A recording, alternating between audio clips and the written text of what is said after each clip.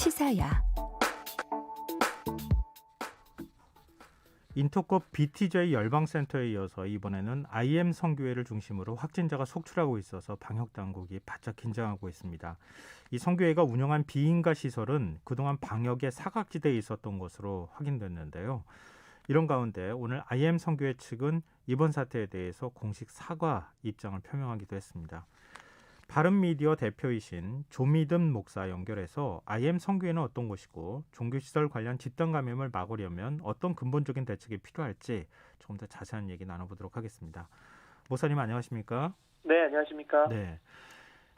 사실은 새로운 어떤 성교회라든가 이런 것들이 자꾸 나타나서 네. 국민들께서 좀 헷갈려하시고 하는데요. 네, 맞습니다. IM 성교회라는 단체가 이거 어떤 곳입니까? 네, 이제 IM이라고 하는 것이 인터내셔널 미션의 줄임말이더라고요. 네. 이 단체는 2010년경에 설립이 되었는데 소위 이제 다음 세대라고 지칭되는 청소년들을 대상으로 사역을 하는 단체예요. 그래서 이 선교회에서 여러 일들을 하는데 그 중에 대표적인 것이 지금 우리가 얘기되고 있는 대안학교를 세워서 운영을 하는 겁니다. 그래서 대표자는 마이클 조라는 선교사인데 네. 한국의 한 교단에서 목사 안수를 받은 것으로 확인이 되었습니다. 지금 이름이 좀 생경하기도 하고 네. 영문 이름 같기도 한데요. 영문 이름을 쓰는데 이 네. 사람은 이제 그냥 한국 사람입니다. 아, 네. 그래요? 네, 네. 근데 IM 성교회가 전국 곳곳에 한 20여 개가 넘는 비인가 교육시설을 만들어서 운영했다고 해요. 네, 네. 왜 이렇게 교육시설을 많이 만든 겁니까? 저도 사실은 이게 생소한 단체라서 네. 좀 취재를 해봤거든요. 네. 일단은 IM 선교회 자체가 생긴 거는 한 10년 정도 되지만 1년 사이에 전국의 학교가 급증한 것 같아요. 그 전까지는 한 2개, 3개 이렇게밖에 안 됐는데 작년 한 5월 정도 기점으로 이렇게 많이 늘어났거든요. 그러니까 아무래도 코로나 상황이다 보니까 국내 활동에 좀 집중을 한 것 같아요.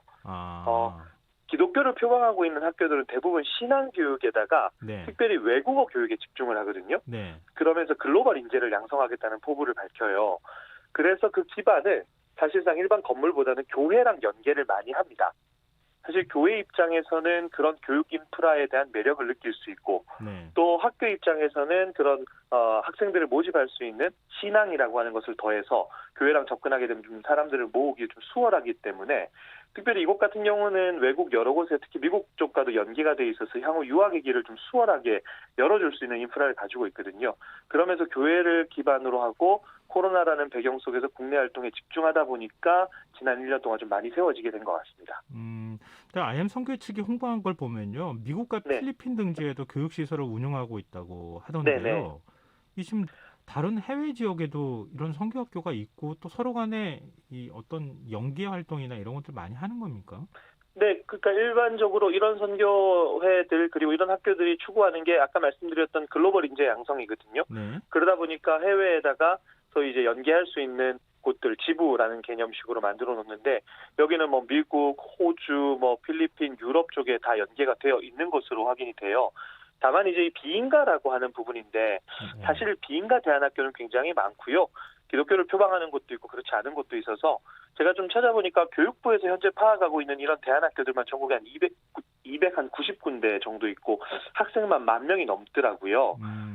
물론 이제 이 학교에 대한 법규 위반이 있는지 여부는 방역당국이 조만간 고발 조치를 한다는 방침을 밝혔는데 어쨌든 이런 식으로 형식으로 만들어지고 진행되는 곳들은 꽤 있다고 생각을 하시면 될 것 같아요. 근데 비인가 학교가 방역 사각지대에 놓여 있던 건 맞는 것 같은데 지금 네, 이제 맞습니다. 당국에서 밝히고 있는 걸 보면요. 네, 근데 네. 일반적으로 아무리 비인가 학교라 하더라도 네. 방역 대책에 협조하기 위해서 예를 들면 비대면 교육을 한다거나 이런 네. 방식으로 많이 전환을 하잖아요. 그렇죠. 지금 IM 성교회 측이 운영하는 그 국제학교 같은 경우에는 그런 네. 것들을 하지 않았다는 거잖아요.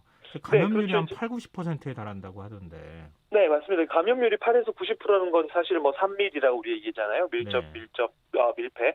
이게 작용했다고밖에 볼 수 없고 복수의 언론의 보도에 따르면 결국 이게 기숙사형 학교니까 같이 밥 먹고 같이 잠자고 밀집해서 생활한 것이 가장 큰 영향을 준 것 같고 같이 생활하면서 방역 수칙을 지킨다는 건 불가능에 가까우니까요. 이런 문제가 벌어진 것 같습니다.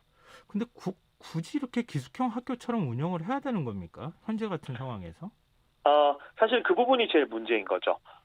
이 부분 때문에 많은 비판을 받고 있는데 분명히 잘못한 것이고요. 예. 그 마이클 조 선교사가 지금 미국에서 한 집회 때문에 논란이 되고 있어요. 그 미국에서 한 집회를 하면서 작년이었는데 한국에서 방역 수칙을 어기면서 한 집회들을 좀 이제 자랑하듯이 얘기를 했어요. 아, 네, 그러면서 이렇게 집회를 했지만 확진자가 한 명도 나오지 않았다라고 얘기해요. 하나님께서 지켜주셨다. 네. 그런데 그러면 이제 그런 사람들한테 정말로 하나님께서 우리를 지켜주셨겠구나라고 하는 확신이 들겠죠. 그러면 그런 종교적인 확신이 뭐 이런 표현이 적절한지 모르겠지만 방역 불감증을 불러왔다는 합리적인 추측이 좀 들어요. 아, 그래서 그런 어떤 예, 말씀하세요. 그런 어떤 종교적인 신념에다가 방역 수칙을 지키는 이 사이의 균형이 깨어진 거죠. 그런 신념들 때문에. 그래서 이런 문제가 발생한 것 같습니다. 지난번에 인터콥 BTJ 열방센터의 경우에도 좀 비슷한 일들이 있었던 것으로 알고 있는데 네네. 지금 이 단체 설립자 마이클 조 계속 지금 얘기해왔지만 네네. 어느 정도 알려진 인물입니까? 교계에서는. 사실 교계에서는 그렇게 많이 알려진 인물은 아니에요. 기독교 예. 방송에서 그의 간증을 일부 찾아볼 수 있을 정도이고요.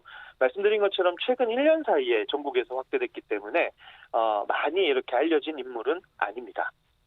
근데 IM 선교회 측은 감기일 수 있다는 생각에 초기 대응을 빨리 못한 점을 사과한다 이런 입장을 밝혔어요. 네. 근데 이게 좀 일반적인 경우하고 좀 네네. 상식하고 맞지 않는 것 같거든요. 그럼요. 이거는 분명히 잘못한 것이고 제가 아까 말씀드린 이야기의 연장선인데 설마 우리한테 이런 일이 벌어질까라고 하는 불감증이 분명히 있었다라고 봐요. 그리고 감기일 수 있겠다라는 생각에라는 표현을 쓰는데 사실 의학적 판단을 본인들이 내리면 되는 건 아니니까 이 부분에 대해서는 책임을 좀 피하기 어려울 것 같습니다. 지금 이제 IM 선교회 쪽에서 운영하는 전국의 교육시설 관련 시설이 네. 한 20여 곳 정도 된다고 하거든요. 네네. 근데 지금까지 운영해온 그 뭔가 모습이라든가 이런 걸로 볼 때 기숙형이라든가 여러 가지 네네. 특성으로 보면 더 많은 확진자가 나올 가능성도 있지 않을까 하는 뭐 그런 우려를 안 할 수가 없는 상황인데요.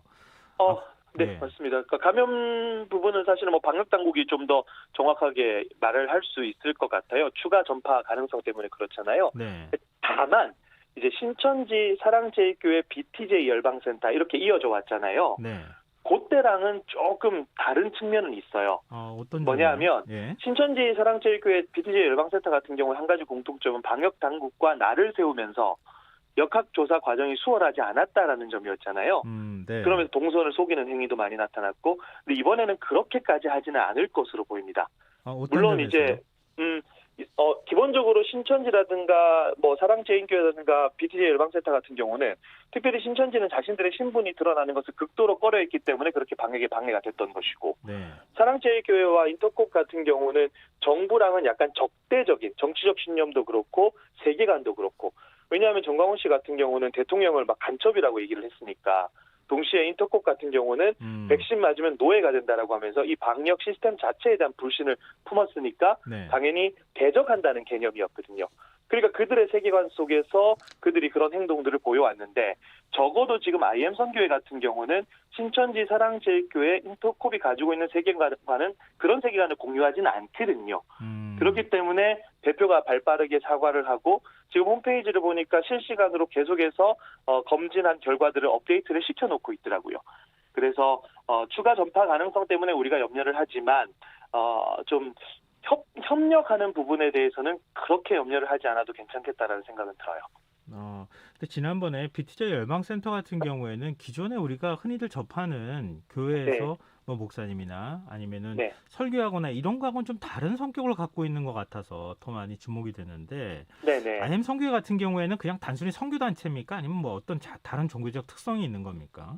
사실은 여기는 개신교 선교회인데 여기에 대해서 많이 알려진 바가 거의 없어요. 네. 그 안에서 어떤 것들이 가르쳐지는지 뭐 밖으로 드러나는 것이 전혀 없다는 거죠. 그러나 다만 제가 아까 말씀드렸던 뭐 백신을 맞으면 노예가 된다든가 아니면 특정 세력이 이 세계를 다스리기 위해서 코로나 바이러스를 퍼뜨렸다든가 이런 얘기를 하는 곳은 아니라는 거죠. 그러니까 역학조사나 방역당국의 요구에 적대적으로 대할 이유는 없는 단체이거든요. 네. 그러다 보니 좀 협력들은 좀 이루어지지 않을까. 그래서 좀 빨리 수습이 되기를 소망해 보는 거죠. 네. 근데 대전시는 최초 감염 경로로 경북 상주에 있는 비투제 예방센터와의 연관성을 살펴보고 있다고 해요. 두 네네. 종교시설 간에 어떤 연관관계가 있는 겁니까? 사실은 이거는 방역 당국에서 뭐 정확하게 답할 수 있을 것 같은데 연관성을 살펴본다는 건 어쨌든 지금 상황이 많은 사람이 감염이 일어난 거니까 네. 가능성을 열어두고 조사를 하겠다는 입장 정도로만 우리가 이해하면 될 것 같아요. 어쨌든 두 곳 모두 지역교회처럼 한 지역에서만 주기적으로 활동이 이루어지는 곳이 아니라 각 지역으로 흩어져 버리는 거잖아요. 네. 그러다 보니까 그런 동선들 때문에 혹여나 연관성이 있지 않을까 이렇게 아, 가능성을 열어둔 정도로 우리가 생각하면 될 것 같습니다. 말씀하신 걸 좀 풀어보자면 뭐 네, 성교회를 갔다가 교육받으러 네, 네, 갔다가 일반 교회로 다시 되돌아갔다가 다시 네, 또 뭐 열방센터로 가든 아니면은 IM 성교회 쪽에 국제학교를 네, 가든 이런 네, 식으로 서로 간에 접촉이 있었을 가능성 이 부분 네, 그렇죠. 현재로서는 가능성일 뿐이다 이제 이런 말씀이신데요. 네, 맞습니다. 네, 근데 지금 목사님이 보시기에 종교 관련 비인가 교육 시설 네. 이 방역 당국의 사각지대에 지금 계속 지금 머물러 있었던 상황이 되는 건데 뒤늦게 확인이 된 건데 어떤 대책을 네. 마련해야 될 거라고 보십니까? 사실 굉장히 어려운 부분인 것 같아요. 말 그대로 지금 사각지대였잖아요. 그러니까 수칙도 정확하게 없었던 것이 사실이기 때문에 우선은 지침이 좀 빨리 만들어져야 되고 그리고 분명히 교육부에서 어느 정도 파악하고 있는 비인가라고 할지라도 어느 정도 파악하고 있는 현황들이 있을 거거든요. 네. 그런 현황들에 대해서 방역 협조를 적극적으로 구해야 될 필요가 있을 것 같다는 생각이 좀 듭니다. 근데 우리 이제 코로나19 사태 이후에 특히 네, 이제 종교 단체 그 네, 중에서 이제 개신교, 기독교와 관련돼 있는 그 감염 네, 사례들이 계속 나왔잖아요. 네, 근데 맞습니다. 또 방역 조치를 강화하고 현장 예배를 좀 보지 못하도록 한다거나 그러면 종교의 자유를 네, 침해한다. 그러면 상당히 반발하는 모습도 보였는데 네, 이게 어떤 방식으로 종교 단체들은 좀 그 뭐랄까요 방역 조치에 네. 좀 협조해야 될 필요도 있을 거고 종교 활동을 또 해야 될 필요도 있을 건데 어떻게 네. 해야 된다고 보세요? 당연히 방역 수칙에 협조를 하는 게 맞는 것이고요. 이거는 전염병의 문제이기 때문에 내 이웃의 생명을 해하는 문제니까 당연히 정부의 지침을 따르는 게 맞습니다. 이거를 좀 일부 교회들에서 자꾸 이거를 교회 폐쇄법이니 정부가 탄압한다느니 이런 식으로 받아들이는데 그거는 조금 무리가 있어 보이고 다만 이제 이게 정말로 어려운 문제가 뭐냐면 네, 어떤 분들은 QR코드를 찍으면 정보가 다 넘어가서 나라가 우리를 적극 통제하는 것에 사용될 것이다라고 주장한 분들이 있어요. 네, 교회 내에서. 어, 그리고 그래서 일부 교회들이 QR코드 찍지 말자는 움직임도 있었고 아까 말씀드렸던 정광훈 씨 같은 경우는 자신들이 코로나 바이러스로 테러를 당했다라고 얘기를 했고 네, BTJ 열방센터 생각해보면 백신 맞으면 노예가 된다라고 얘기를 했잖아요. 그러니까 이미 세계관 자체가 협조를 구하기가 되게 어려운 거예요. 그게 되게 안타깝고 답답한 부분이거든요. 네, 이거는 정부에서 협조를 구하는 것도 구하는 문제지만 저는 이제 우선 교계 원로들이나 어른들이 이 문제에 대해서 좀 더 목소리를 강력하게 내주셔야 된다고 생각을 해요. 그리고 제일 중요한 건 방역에 협조하지 않는 사람 스스로가 정말 신앙적 양심을 가지고 이웃을 사랑하라고 하는 예수님의 가르침을 신앙인이라면 다시 한번 생각해 보셨으면 좋겠어요. 그래야 이 문제가 좀 원만하게 해결되지 않을까라는 생각을 하게 됩니다. 네, 알겠습니다. 지금 IM 선교회 측 그 뭐 N차 감염이 계속 지금 숫자가 늘어나고 있는 상황이어서 우리 네, 국민들도 네, 많은 불안감을 좀 느끼고 계셔서 어떤 네, 것인지 좀 오늘 목사님을 통해서 말씀을 들어봤습니다. 오늘 인터뷰 감사합니다. 네, 감사합니다. 예, 지금까지 조미듬 목사였습니다. KBS 라디오 김성환의 시사야 1부 순서는 여기서 마무리하겠습니다.